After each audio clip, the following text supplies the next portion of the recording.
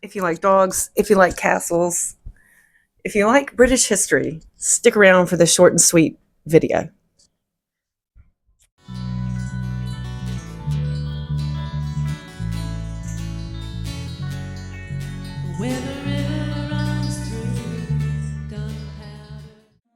Hi, if you're new to the channel, my name is Dr. Corey Wren. I'm a vegan sociologist, I'm a vegan feminist, but also I'm a vegan witch.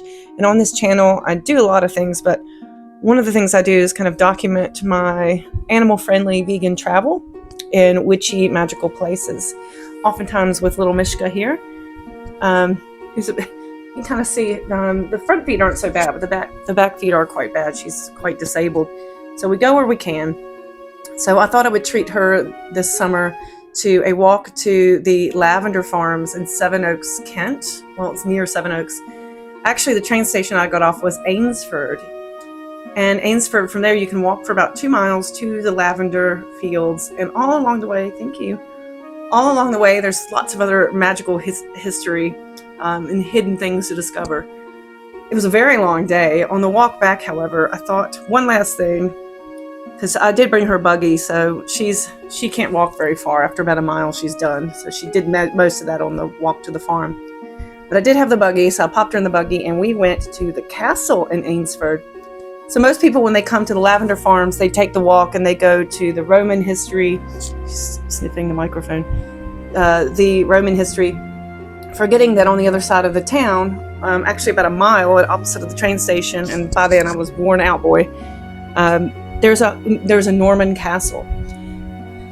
And here we are, we're crossing the bridge that used to have a moat. This castle, this is what wilds me out as an American, just sitting there, like nobody even cares. This old castle was built after the Norman invasion in the 1060s. So it's very old, very old.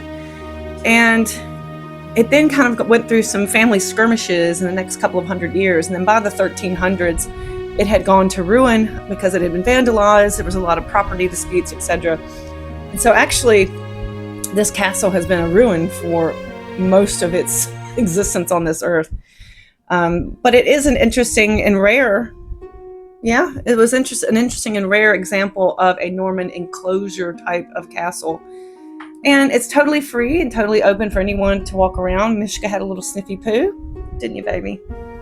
And there's a bus stop right there. So on the way out, we just got in the bus and left because I could not walk back to the train station. But I just thought this was a really neat little place. It's interesting because it's just been sitting there for 1,000 years, and most of that in a ruin, unwanted, unloved, but at least still there. It hasn't been completely dismantled as many castles and historic buildings have in England. And reportedly, dun dun dun, it is haunted. There's supposed to be a black monk that haunts the grounds. Like many historic buildings in Britain, however, it has been recently very vulnerable to destruction. By the time Britain entered into its modern era, a lot of historic buildings were demolished. And actually, it was in around the late 1800s, I think the 1890s, someone actually stepped in to do some repair work to the castle and keep it from completely crumbling down and having to be demolished. So it was taken into private custody and then turned over to English Heritage. So English Heritage monitors it today, mows the grass, I guess. And yeah, you can just pop in. If you're there to visit the lavender fields, it might be worth either walking, perhaps taking the bus to the other side of town and checking out the castle. Definitely a nice little treat for little pooches. Yeah. More castles?